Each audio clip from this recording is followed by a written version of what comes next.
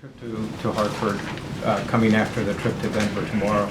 Is this a recognition by the president that he faces some real obstacles in Congress on gun anti-gun legislation or gun violence legislation, even on the background checks that seem to have some movement before? The president has always said, we have always said, that this would be hard. If that weren't the case, it would have been done before. If it were simple to pass measures through Congress that are very common sense but would reduce gun violence in America, those measures would have passed already. And the president has always recognized that this is something that would be a challenge, but that in the wake of the horrific shootings at Newtown was an obligation of all of us to work on and to try to get done.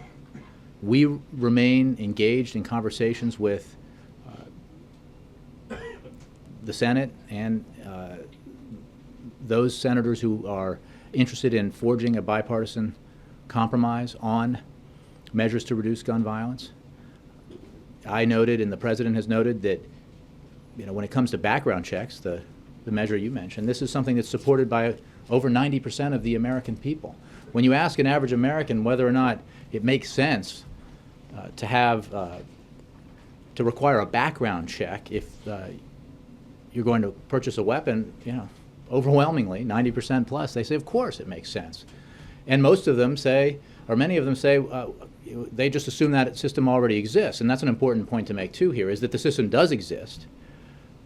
The goal of those like the president who are trying to improve the system is to close loopholes within it that make it imperfect, that allow those who should not obtain weapons to obtain them. And this is something we're working on very closely with members of both parties. And that's why the president is going to Denver. That's why the president is going to Hartford.